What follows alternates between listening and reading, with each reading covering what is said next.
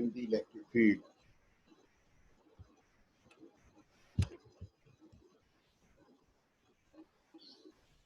Due to distribution of charges over one connecting plate.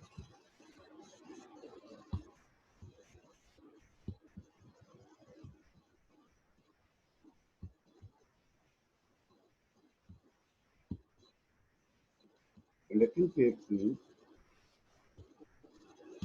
suppose this is a plate, this is non-conducting plate.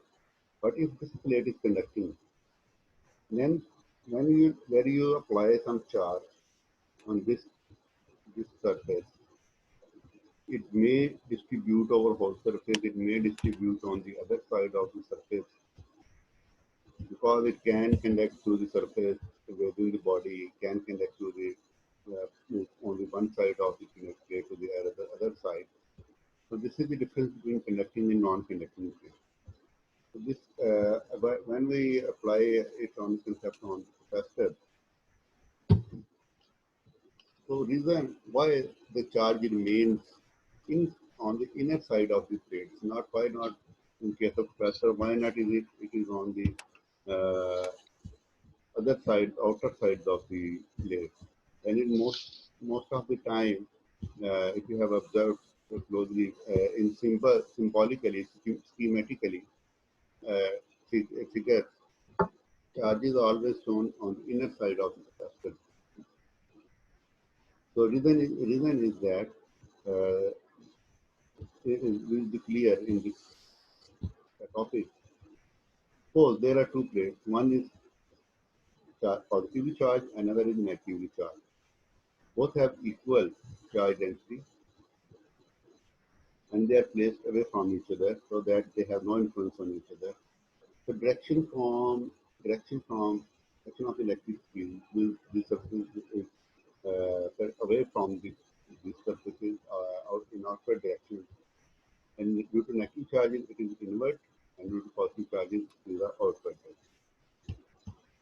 When you will bring close these two plates to each other such that they can apply force on each other, and that they are become under the influence of each electric field of each plate. No, direction of the electric field will remain same from left plate to right plate, active charge plate. But now what will happen in such case? Charges present on negative plate will attract the charges present on the positive plate. They will attract each other. Because these plates have the tendency to move the charges within its surface, over its surface, the charges present on the even on the other side of the surface will move through the surface and through the body and will be collected on the same side of the face. They will directly attract with each other, and ultimately charges practically become zero on one side of the face. But remember, number of charges, overall number of charges will remain same. Charge density will not change. Charge density will remain same. If there are 100 charges present in figure 1 on both sides of the plate, all the 100 charges now are present on the inner side of the plate. So overall charge density will remain same, but on the one side density will be double. So this is why this is what happens in case of conducting plate. If these plates are conducting, non-conducting, so these plates are of plastic or some other non-conducting material, then this will not happen. Charges will remain, left charges which are present on left side, they will remain on the left side. Similarly, on the negative charge plate, these will remain at its position. These will not conduct. So this is the difference between connecting and non-connecting waves, and this happened when in case of the capacitor. When you provide charge on the one plate, connect to the battery, positive terminal of the battery to the one plate. But due to the induction process and due to this process, they will charge the other plate on the different plate. And all the other charges residing between the plates, inside plate, not the other outside. So overall, its density will remain same. So this would be the final equation. Again, what is the difference? What is the difference between these two equations? In which case field will be more stronger? Obviously, in case of conducting field, on the one side field will be stronger, while in case of the non-conducting plate, field will be always half of the respective cases. And again, it does not depend upon the distance, rather it depends upon the material between the plates and charge density. However, when you increase or decrease the distance, then there is some other situation. This is the situation. This is how we apply the concept. And now applying symmetry to symmetry, how is it apply the Gaussian law in this situation? Spherical symmetry, sorry. Spherical symmetry.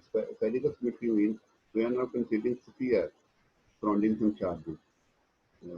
Like this situation, charges are present in here in case of spherical body surface, like suppose the charges spread over surface of the football, which is empty from inner side, there's no material inside. So charges spread over surface. Then what will be the electric field inside this sphere and what will be the electric field outside this sphere?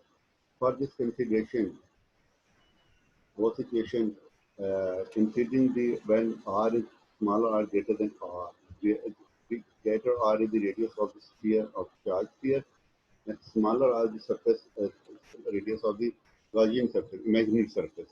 So when this Gaussian surface radius is greater than the actual surface of the sphere, so then this is the same because this is uniform charge distribution consideration.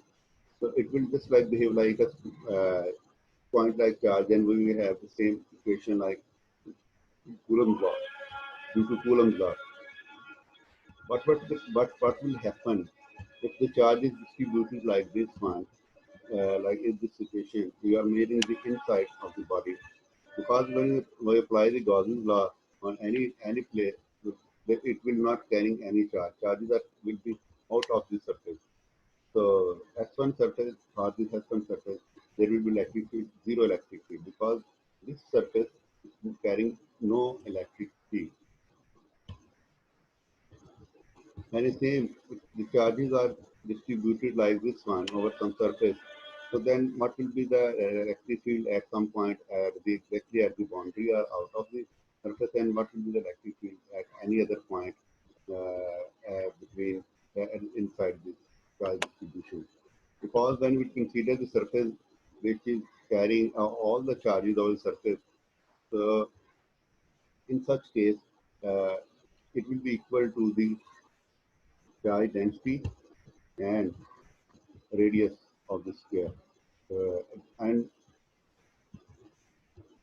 in this figure 1, we are considering this small r, which is means larger radius than this radius of the surface. So all the charges are inside this radius. So again, same application is q prime over r square. Why are we considering q prime? Because it depends upon the surface. If you are taking the radius in this figure smaller than the radius of capital R, it means number of charges will be reduced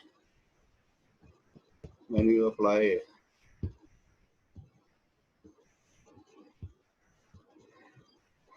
the Gauss's law.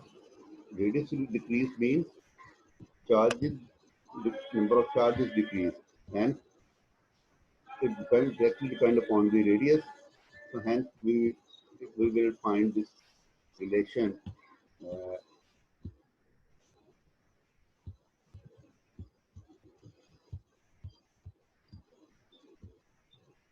u prime over q and r cube over r cube. Small r cube over capital R cube. Small r is the radius of the Gaussian surface, and capital R is the radius of the charge surface. So as we will increase the radius of Gaussian surface, you will see the more and more number of charges will be occupied with the surface, and it will have more electric field. Exactly related to this one. In case of uniform charge distribution. So this is chapter number 23. I have sent you the list of the numericals as well from this chapter. Solve all of them, understand them, try to solve some more problems so that you will be able to apply it on the any complex problem. So related to this topic, we have another topic from chapter number 25, dielectric overview. What is meant by dielectric and what happened when we apply this on the dielectrics. And remember, this Gauss's law in chapter number 23 is for Gauss's law of static charges, right? These are not movable charges. These are static charges. We are applying the Gauss's law over static charges. But in case of dielectric or in case of capacitor, when we want to apply it on capacitor surfaces, these are no more static charges. So bound charges we have to, although these are not static, but these are on also bound charges.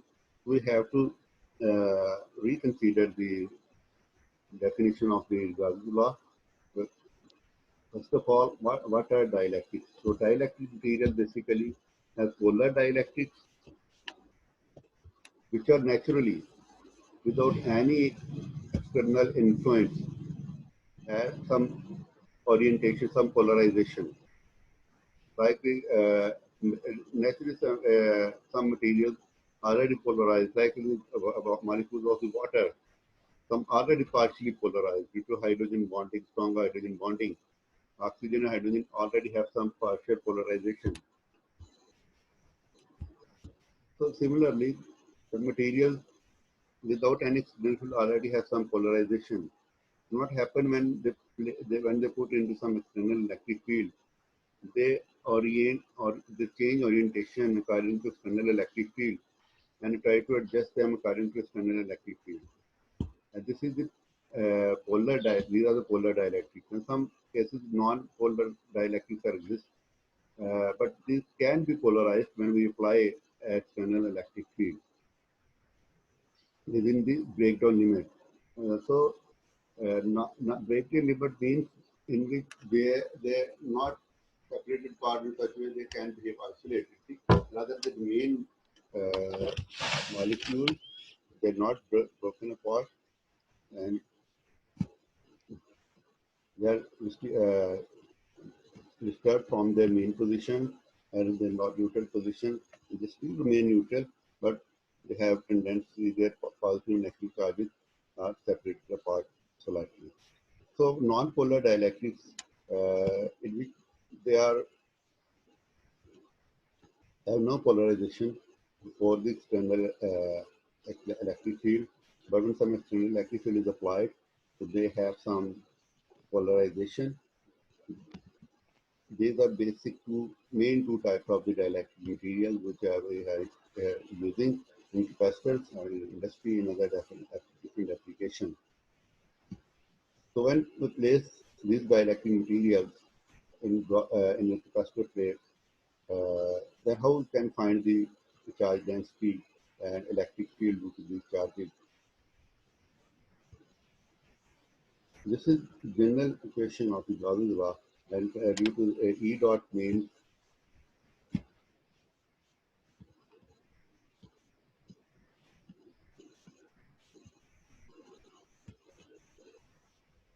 electric field between the plates due to these charges, due to the polarization of the uh, dielectric material.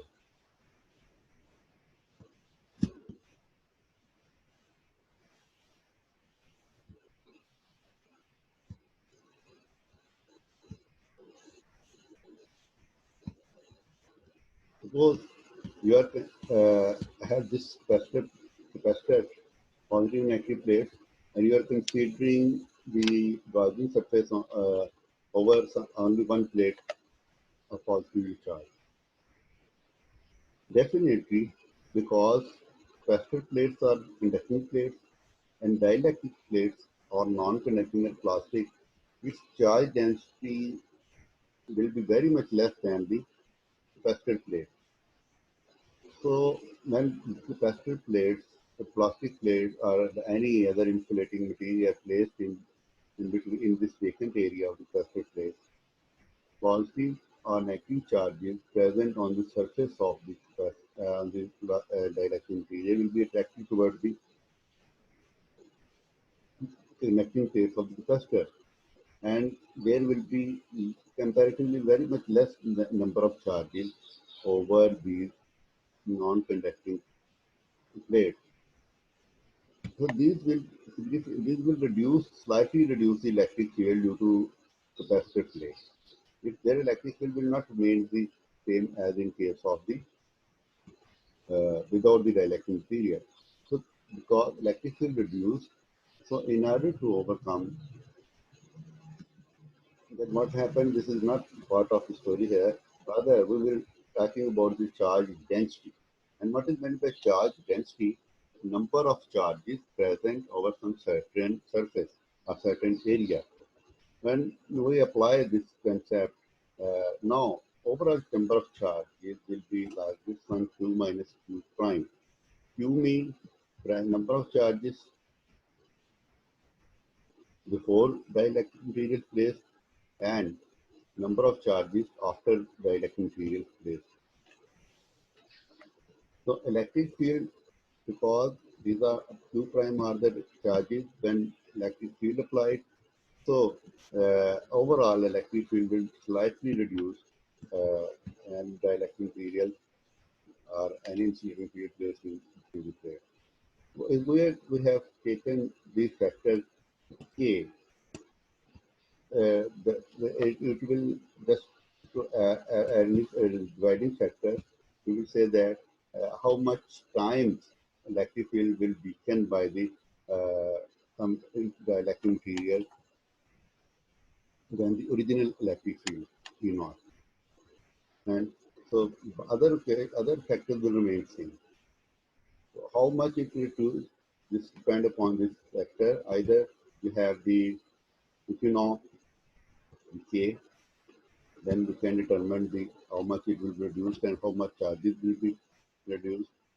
What will be the final charge density? So for the bound charges, dielectric equation, Gaussian equation has this factor. We say that now we are applying the Gaussian law over some bound charges, and this will be the equation for the such cases. Electric flux integral K E, not just E. The vector E naught is sometimes called the electric displacement D, right? So instead of writing E only for this equation, they are going to be written as B. And similarly, charge enclosed by the Gaussian frequency is not taken as a free charge only. These are the free charges, not bound charges. Sorry, static charges. So this is very important topic related to this one. We have to solve this problem as well. So let me know in next time or during any time if you have the problem related to this one. So next time we will just discuss some important application of magnetic field. Then it's almost all over for your syllabus. Already covered. I am just repeating and just helping you to solve some numerical problems. So I have sent you the solution of these numerical problems from previous two chapters. To solve them, understand them, reproduce them in detail. Some in some places hints are given, some not completely solved. Rather, the final solution is provided. So completely solve them by understanding the statements of the numerical